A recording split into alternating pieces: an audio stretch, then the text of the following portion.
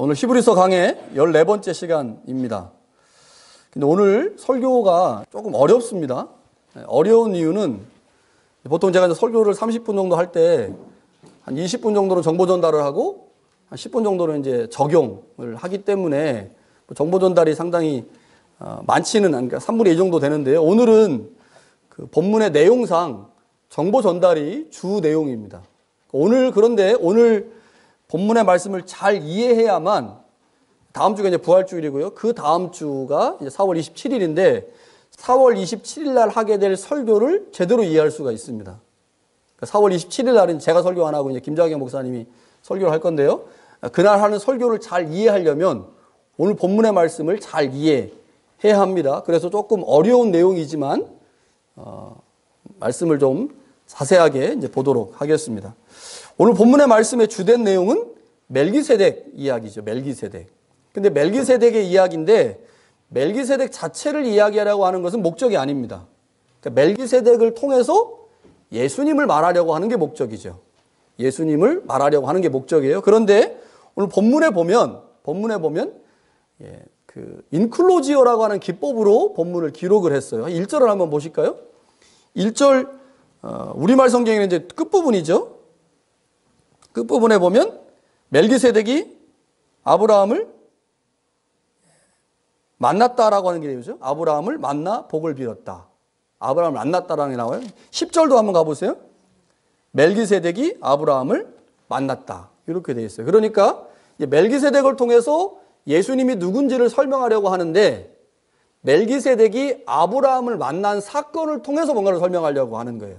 그래서 아브라함이 멜기세덱을 만나고 아브라함이 멜기세덱에게 11조를 주는데 그 11조를 준 사건이 도대체 예수님과 어떻게 연결되고 멜기세덱에 어떤 의미가 있는지 이런 것들을 설명하려고 하는 것이 이제 본문의 내용이기 때문에 본문을 잘 이해해야만 되고요. 또 그 다음 주에 하게 될 설교와 연결되기 때문에 잘 이해해야 합니다.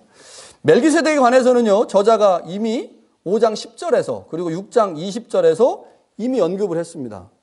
5장 10절에 이렇게 되어 있죠. 하나님께서 멜기세덱의 반차를 따른 대제사장이라 칭함을 받았다. 그러니까 예수님이 멜기세덱의 반차를 따르는 제사장이 되었다. 여기서 반차라고 하는 단어는요, 계열을 의미합니다. 그러니까 멜기세덱 계열의 제사장으로 예수님이 오셨다는 거죠. 다른 계열이 있었다는 거죠. 그게 뭡니까? 레위 계열입니다. 그러니까 구약시대에는요, 레위 계열의 제사장들이 대제사장을 했어요. 그런데 예수님도 대제사장이신데 예수님은 레위 계열이 아니고 멜기세덱 계열의 제사장이시다라는 것을 5장에서 이미 한번 언급을 했죠. 그리고 나서 6장 20절에 예수님께서 멜기세덱의 계열을 따라 영원히 대제사장이 되셨다라고 다시 한번 말씀을 합니다. 이렇기 때문에요, 예수님이 멜기세덱의 계열에 따른 제사장이라면 도대체 그 멜기세덱이 누구냐? 멜기세덱이 누구길래 예수님이 레위 계열이 아닌 멜기세덱의 계열을 따라서 오셨고 대제사장이 되셨는가? 이거를 설명할 필요가 있다는 거죠. 여러분, 히브리서를 우리가 잘 기억을 하셔야 되는데 히브리서는 예수님과 구약의 인물과 지금 대조를 이루고 있죠. 계속 대조시키고 있어요. 누구랑 대조시켰습니까?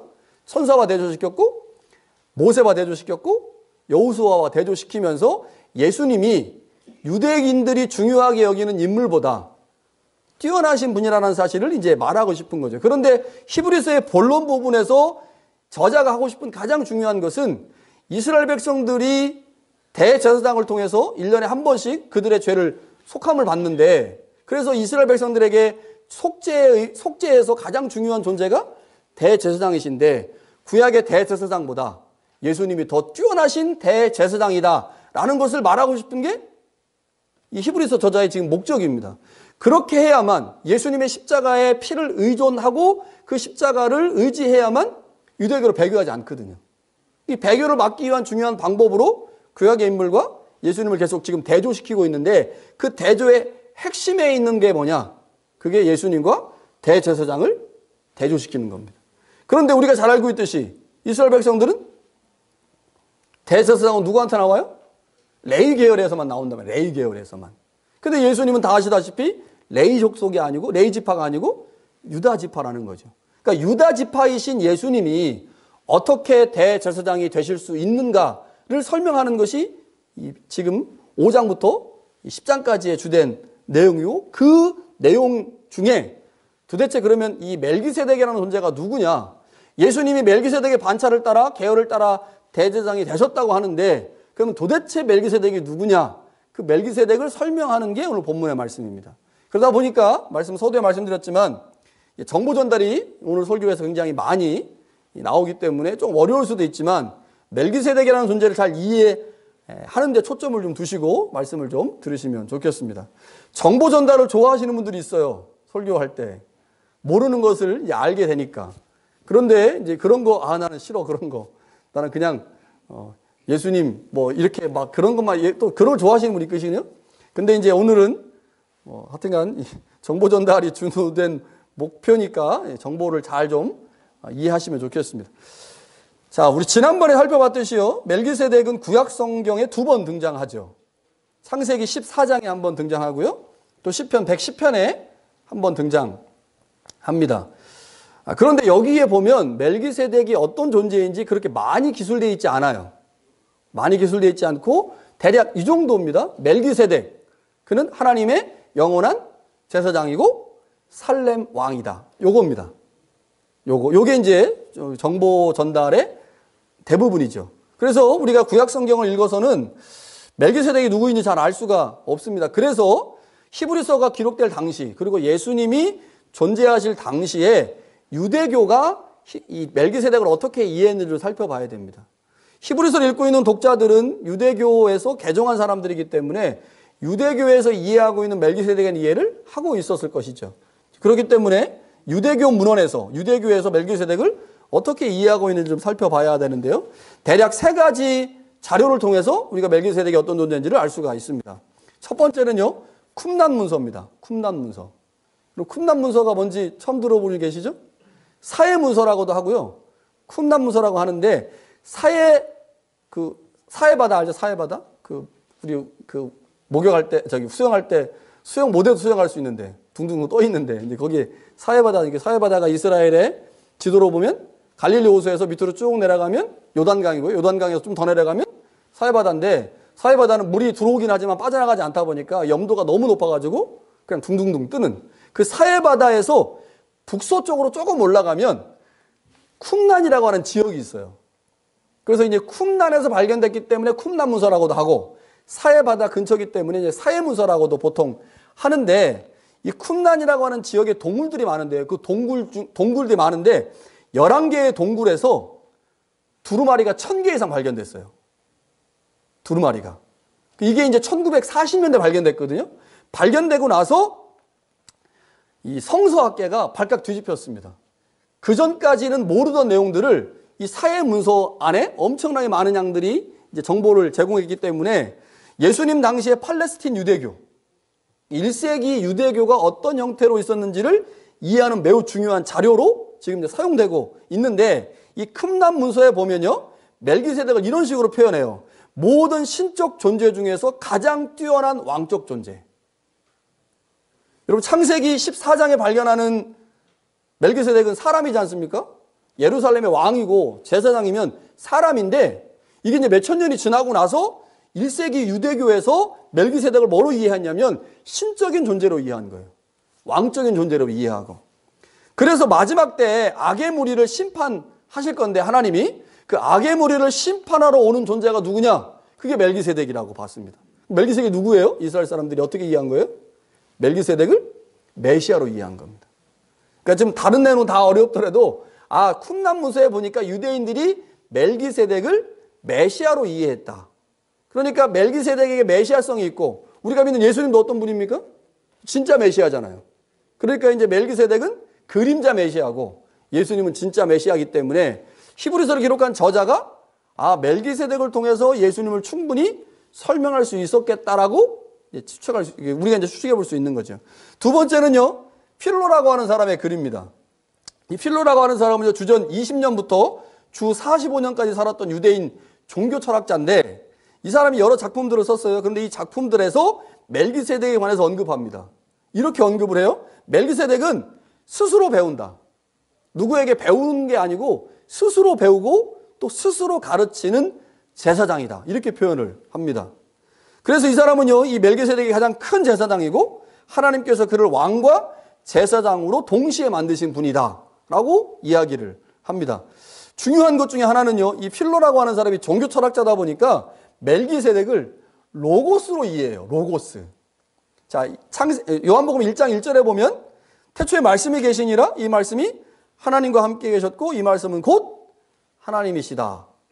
자, 이 말씀이 헬라어로 로고스거든요. 그래서 우리는 예수님을 로고스라고 표현을 하죠. 이게 로고스 기독론 이렇게도 얘기하는데, 우리는 예수님을 로고스라고 이해하는데 필로는 누구를 로고스로 이해했어요? 멜기세덱을 로고스로 이해했다는 거죠. 그러니까 우리가 이해하고 있는 예수님에 대한 이해와 유대인들이 이해하고 있는 멜기세덱에 대한 이해가 어떻습니까? 유사하다는 거예요. 그러니까 히브리서를 기록한 저자가 충분히 이 멜기세덱이라는 존재를 통해서 예수님을 설명하면 예수님을 잘 이해시킬 수 있겠다라고 충분히 우리가 생각해 볼 수가 있는 거죠. 세 번째는요, 요세푸스의 글입니다. 요세푸스는 대략 주후 37년부터 100년까지 살았던 이 사람은 역사가예요. 그래서 이 사람이 유대 역사를 굉장히 많이 기록했고 예수님에 관해서도 이 사람이 기록을 했는데, 이 요세푸스도 멜기세덱에 대해서 2번 언급을 하는데요. 멜기세덱을 가나안의 족장, 그러니까 가나안 땅에 살고 있는 족장이고 의의 왕이고 하나님의 제사장이다라고 설명을 하면서 예루살렘의 창설자, 예루살렘 성을 만든 사람이고 그곳에 보면 이제 성전이 있잖아요. 예루살렘 성전. 그 성전을 만든 사람이다. 그러니까 성전은 누가 만들었어요? 유대인들이 만든 거잖아요. 그런데 이 요세푸스는 처음 성전을 만든 사람이 누구냐? 멜기세덱이다 라고 얘기하는 거죠.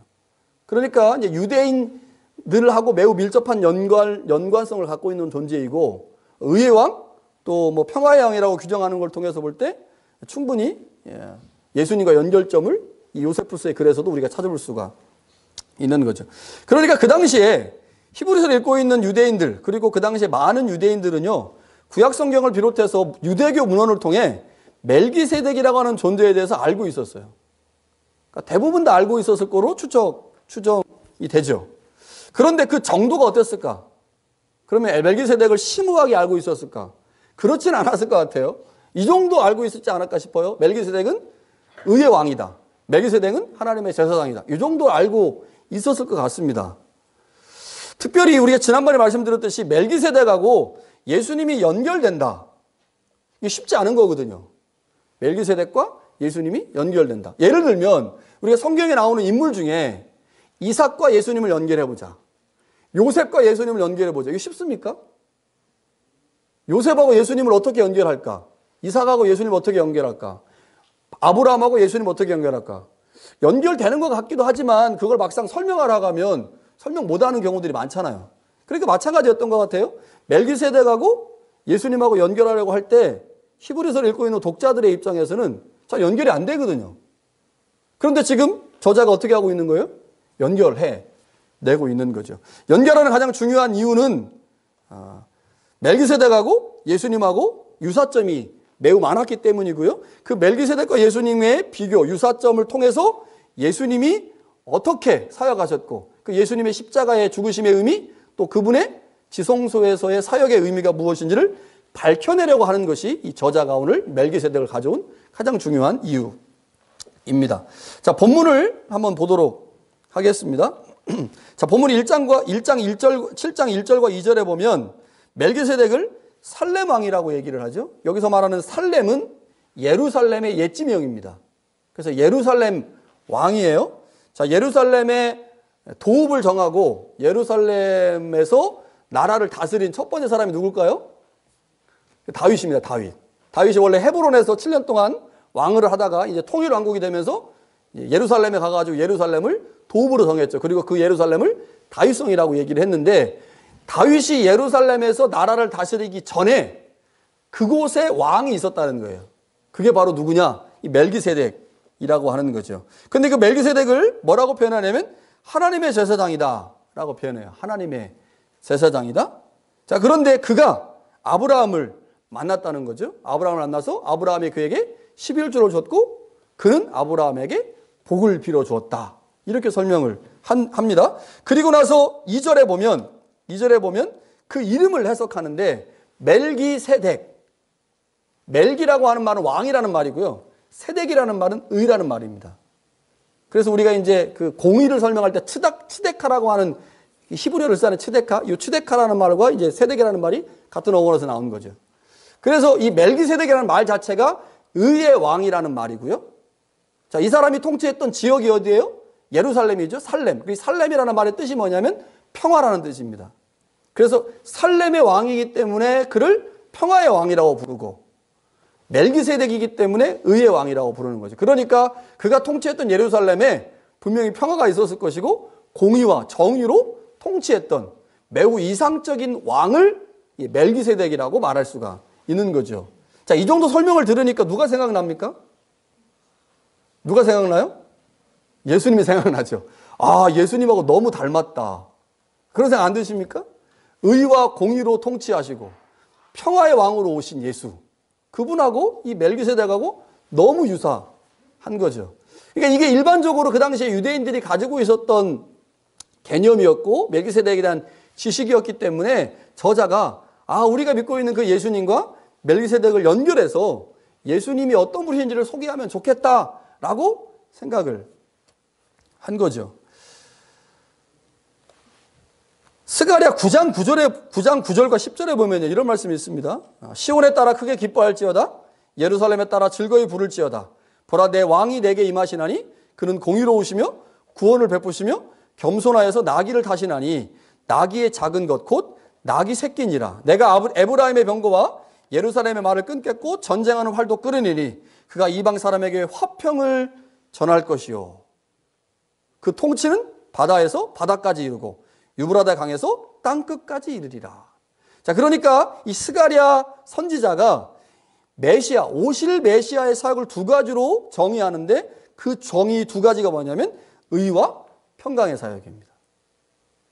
그래서 우리가 이제 예수님을 예수님의 사역을 설명할 때 예수님은 의의 사역을 행하셨고 또 평화의 사역을 행하셨다고 말을 하는데 이 스가랴가 오실 메시아를 이렇게 두 가지로 설명을 하고 있는데 멜기세덱을 설명하는 의와 평화가 메시아를 설명하고 있는 의와 평화와 동일하다고 하는 거죠.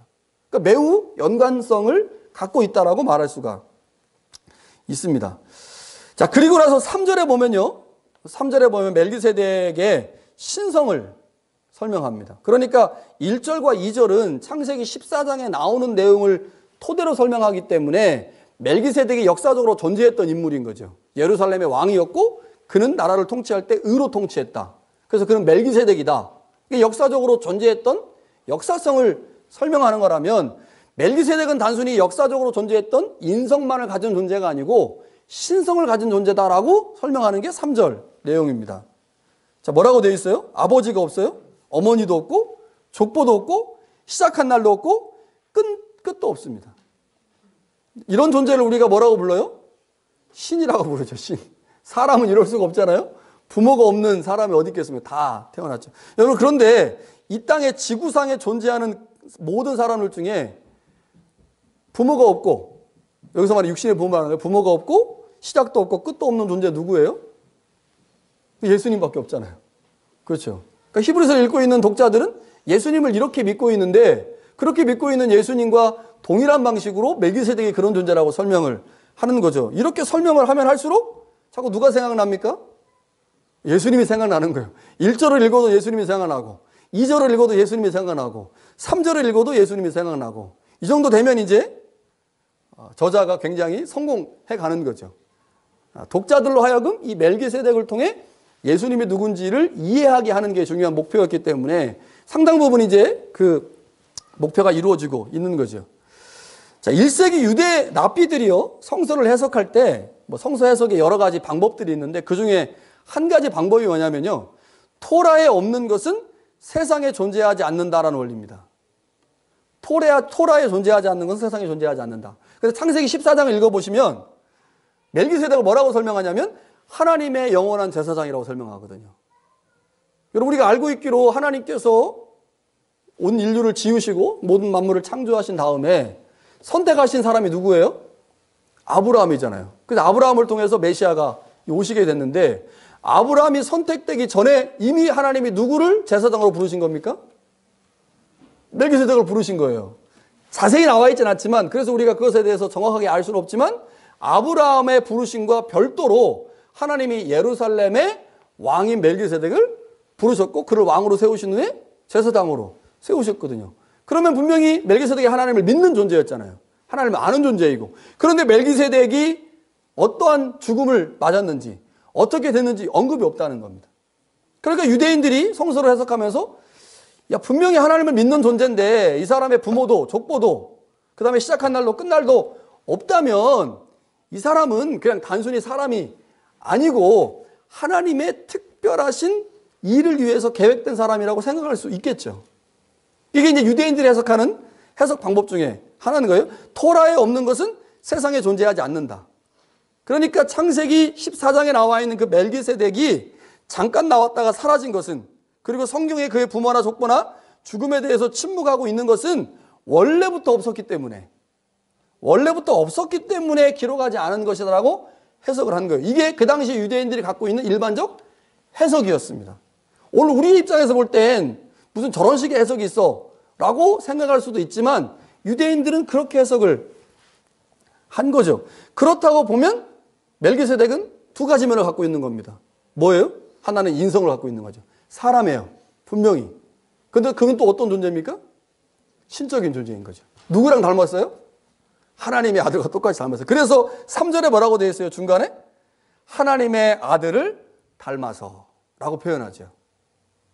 그래서 이제 이 말씀을 우리가 이제 이해할 때 멜기세덱을 예수 그리스도, 메시아의 모형으로 해석할 수가 있습니다. 그러니까 하나님께서 이 모든 것을 아시고 예수님의 모형으로 미리 멜기세덱을 준비하신 거죠. 저자는 이렇게 멜기세덱과 예수님의 유사성을 통해 예수님이 레위 지파가 아님에도 불구하고 하나님의 제사장으로 구속 사역을 완성할 수 있다라고 지금 드러내는 거죠. 자, 지금 저자가 설명하려고 하는 내용의 포인트는 이런 거예요. 자, 멜기세덱이 있습니다. 그리고 누가 있어요? 멜기세덱 옆에 레위가 있어요. 지금 이제 제사장 얘기를 해야 되기 때문에, 대제사장 얘기를 해야 되기 때문에, 모든 대제사장은 누구 자손입니까? 레위 자손이에요. 맨 위에 레위가 있어요. 그 레위의 후손으로 대제사장들이 나오죠. 자, 근데 예수님도 뭐라고 설명하는 거예요? 지금 저자는? 예수님도 대제사장이에요. 근데 예수님은 레위 지파가 아니죠? 그러면 레위의 후손으로 안 왔기 때문에 대제사장의 직분을 맡을 수가 없죠. 그러니까 예수님이 레위 지파가 아닌 다른 지파이지만 대제사장이 되려면 이도 역시 누군가의 계열을 따라서 와야 된다는 거죠. 그 계열을 누구로 설정하는 겁니까? 멜기세덱으로 설정하는 거예요. 멜기세덱. 그래서 시편 110편에서 말씀드렸지만 하나님께서 다윗에게, 왕인 다윗에게 네가 멜기세덱의 반차를 따르는 제사장을 너를 삼겠다라고 말씀하셨거든요. 그러니까 하나님께서 보내주신 메시아는 왕적인 권위를 갖고 있으면서도 백성들을 구속해야 되기 때문에 제사장의 역할을 감당해야 되는데, 이것을 미리 누구에게 보이셨어요? 다윗에게 보이셨고, 그 다윗에게 보이신 그 사건을 예수님에게서 이루시면서 예수님은 멜기세덱의 계열을 따른 제사장, 그 다음에 현 제사장은 누구 계열을 따라서 온 제사장이에요? 레위 계열을 따라온 제사장. 그러면 지금 이제 예수님과 현 대제사장이 비교가 되죠? 근데 지금 저자는 뭔 얘기하고 싶어요? 예수님이 이들보다 더 뛰어나다. 이들은 제사를 매년 1년에 한 번씩 드려야 되지만 예수님은 친히 자기 자신이 십자가에서 죽으심으로 제사 드려서 이제 다시는 제사 드릴 필요가 없다는 거죠. 완벽한 제사를 예수님이 드리셨다. 예수님이 완전하시다라는 얘기를 하고 싶어요. 근데 제사장인 예수님과 레위인과 직접 비교하는 것이 힘들다고 여겨졌기 때문에 뭐를 비교하는 겁니까? 그 올라가서 레위하고 멜기세덱을 비교하는 거죠. 레위하고 멜기세덱을 비교해서 레위가 멜기세덱보다 못하다, 반대로 말하면 멜기세덱이 레위보다 더 뛰어나다라고 하는 사실이 증명이 되면 멜기세덱의 계열을 따라오시는 예수님이 레위의 계열을 따라오는 제사장들보다 뛰어나다는 것이 증명되겠죠. 이런 증명 방식을 지금 쓰고 있는 거예요. 그러니까 레위하고 멜기세덱을 대조시켜서 비교해야 됩니다. 그런데 문제는 레위하고 멜기세덱이 만난 적이 있어요? 없어요? 만난 적이 없어요. 관계가 없어요. 관계가 서로. 관계가 없는데 어떻게 비교하겠어요? 관계가 없는데. 그러니까 관계를 만들어야 되는 거예요. 그 관계를 만들기 위해서 가져온 존재가 누굽니까? 그게 아브라함이에요. 그런데 재밌게도요, 아브라함이 멜기세덱에게 11조를 줬다는 거예요. 11조. 11조. 그런데 특이하게도 이스라엘의 12지파 중에 유일하게 11조를 받는 지파가 있어요. 그 누굴까요? 레위 지파입니다. 레위 지파는요, 제사장 업무, 성전 업무를 해야 되기 때문에 땅을 안 줬어요. 땅을 안 주고 11지파가 낸 11조를 그들의 주 수입원으로 삼았습니다. 그러다 보니까 율법을 따라서 레위 지파는 다른 지파보다 우월하고 뛰어나다라고 하는 것들이 나타난 거죠.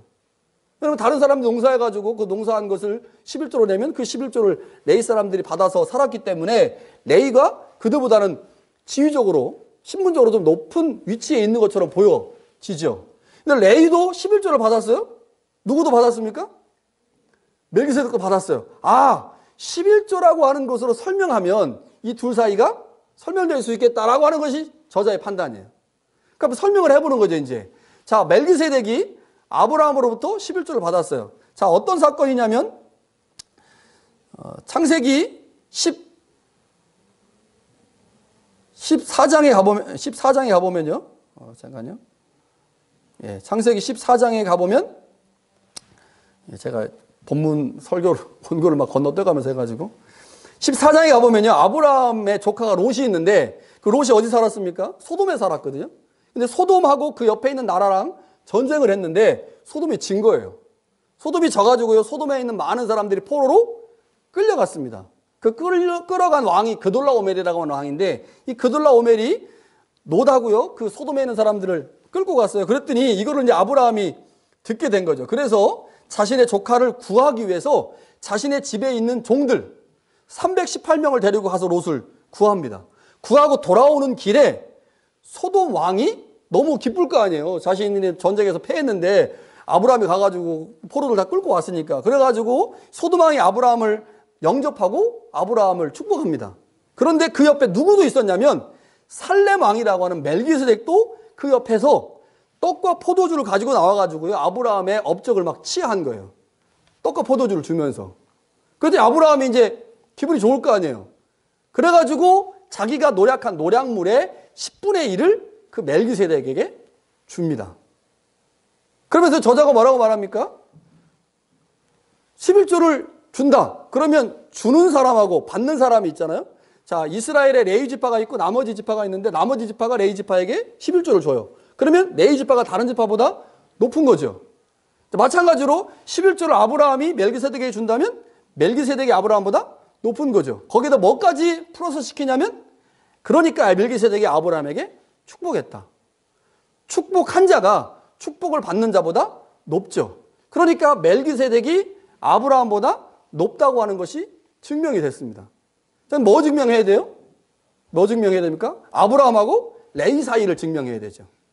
자, 아브라함하고 레위 사이를 증명하는데, 여러분 다 아시다시피 아브라함하고 레위는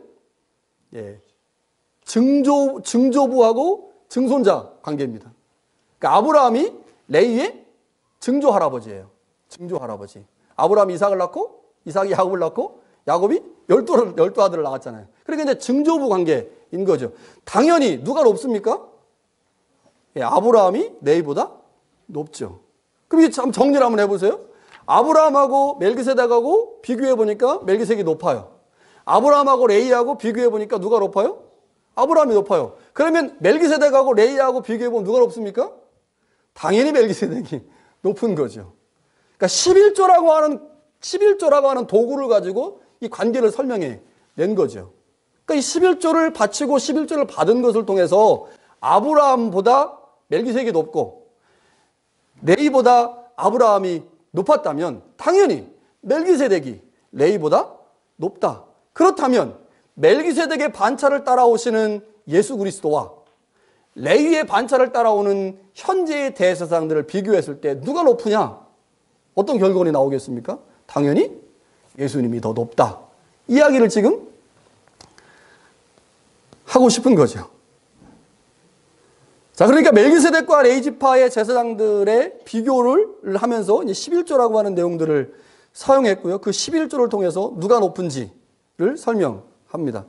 자, 저자가 멜기세덱을 언급한 중요한 이유는 예수님께서 유다 지파이면서도 어떻게 대제사장으로서 사역하실 수 있는지를 설명하기 위함입니다. 저자는 멜기세덱과 하나님의 아들이 신성과 인성의 측면에서 유사하다는 사실을 알았던 거죠. 그래서 레위 지파가 아니면서도 왕과 제사장으로 일했던 멜기세덱을 통해 예수님의 대제사장의 직분을 설명하려고 하는 것이 지금 본문의 가장 중요한 포인트입니다.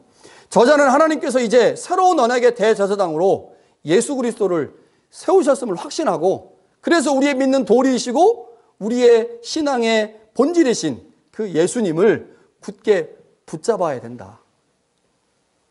구약의 제사가 아닌 오직 예수 그리스도의 십자가 사건을 통해서만 우리가 하나님께 나아갈 수 있다. 하나님의 은혜를 경험할 수 있다라는 사실을 설명하고 있습니다. 오늘 본문을 통해서 우리가 알게 되는 중요한 한 가지 사실이 있습니다. 아, 멜기세덱하고 예수님하고 닮았구나.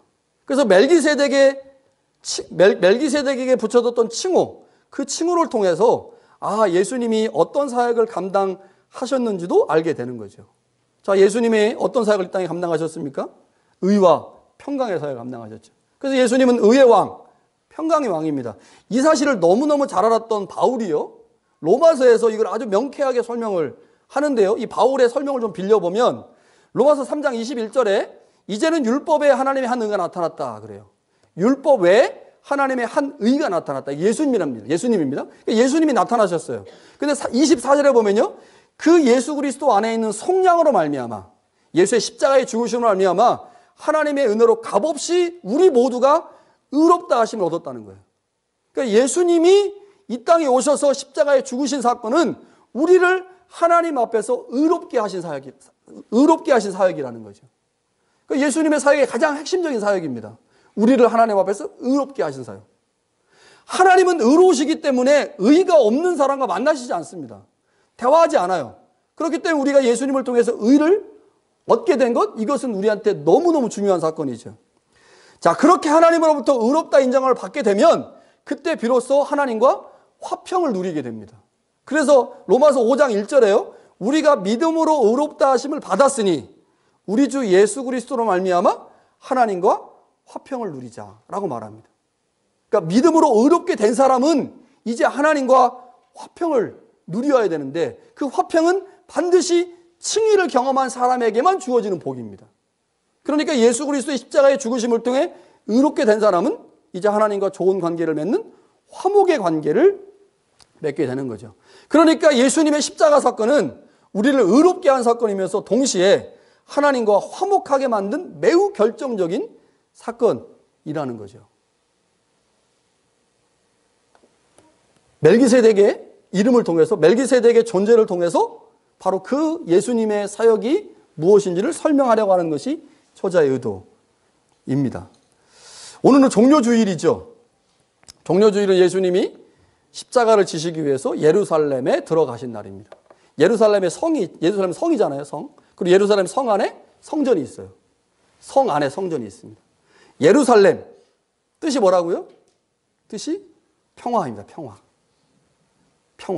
그러니까 예수님이 예루살렘에 들어가신 것은 평화의 왕이 되시기 위해 들어가신 거예요.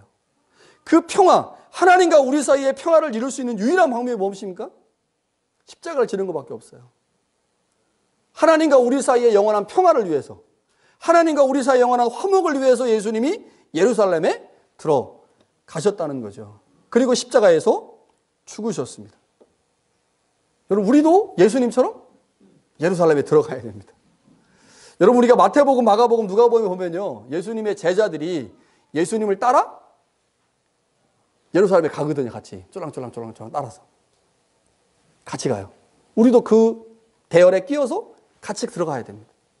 예수님이 우리를 위한 십자가의 죽으심이 오늘 우리의 것이 되기 위해선 그 예수님이 가셨던 그 십자가의 길, 그 예루살렘 성에 들어가는 그 길에 우리도 함께 있어야 된다는 거죠.